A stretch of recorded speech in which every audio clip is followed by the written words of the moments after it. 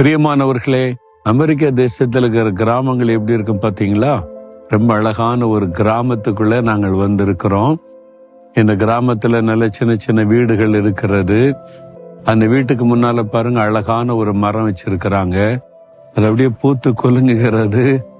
இன்னும் கொஞ்ச நாளைக்கு முன்னால் வந்திருந்தா இன்னும் பார்க்க அவ்வளோ அழகா இருக்கும். இந்த மாதிரி நிறைய விதவிதமான கலர்கள்ல பூத்திருக்கிற மரங்களை இங்க பார்க்க முடிந்தது.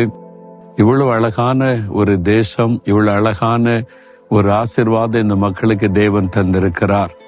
சரி, இந்த நாள்ல ஆண்டவர் எனக்கு என்ன சொல்றார் அப்படின்னு சொன்னா, வேத புஸ்தகத்துல வாசிக்கும் போது தேவனுடைய வாக்குத்தத்தங்கள் இருக்கிறது, கட்டளைகள் இருக்கிறது, வழி நடத்தல்கள் இருக்கிறது. இல்ல, அது மாத்திரம் இல்ல, நாம் எப்படி ஜெபிக்கணும், என்ன கேட்கணும், அதுவும் பைபிள்ல இருக்கிறது. சில சமயம் நம்ம தடுமாறுகிறோம், எப்படி ஜெபிக்கிறதுன்னே தெரியாம. வேத புஸ்தகத்துல சில தேவ பிள்ளைகள் ஜெபித்த ஜெபங்கள், அவங்க பெற்றுக்கொண்ட விதங்கள் எழுதப்பட்டிருக்கிறாரு. இன்றைக்கு 71ஆம் சங்கீதம் 21ஆம் வசனத்துல ஒரு பக்தன் அருமையான ஒரு ஜெபம் செய்றார் பாருங்க. தேவனே, என் மேன்மையை பெருக பண்ணி என்னை மறுபடியும் நீர் தேற்றுவீர். இது ஒரு விசுவாசமுள்ள ஜெபம், விசுவாசத்தை அறிக்கையிட்டு ஜெபிக்கிற ஜெபம். நீர் என்னை பெருக பண்ணுவீர், என்னை தேற்றுவீர். உங்களுக்கு ஒரு ஆறுதல் தேவை.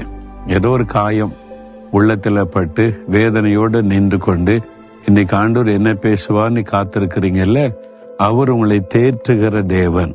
உங்களுடைய இருதயத்தில் இருக்கிற காயத்தை ஆற்றுகிற தேவன். யாரோ ஏதோ சொல்லிட்டாங்க, அதனால உள்ள காயப்பட்டு போச்சு. யாரோ அவமானப்படுத்திட்டாங்க, வேதனைப்படுத்திட்டாங்க. உங்க வீட்டுக்குள்ள அல்லது உங்க தெருவில் அல்லது சபையில, வேலை செய்யற இடத்துல, ஒளி செய்யற இடத்துல ஒரு பாதிப்பு, உள்ளம் காயப்பட்டனால சோர்ந்து இருக்கிறீங்கல்ல, அவர் தேற்றுகிற தேவன். நீங்க சொல்லுங்க, நீங்க என்னை தேற்றுவீங்க ஆண்டவரே. யார் என்னை காயப்படுத்தி வேதனைப்படுத்தினாலும் நீர் என்னை தேற்றுகிற தேவன். அப்படி சொல்லி பாருங்க, ஒரு ஆறுதல் உள்ளத்துல வந்துடும். அந்த காயங்கள் மாறி போயிடும்.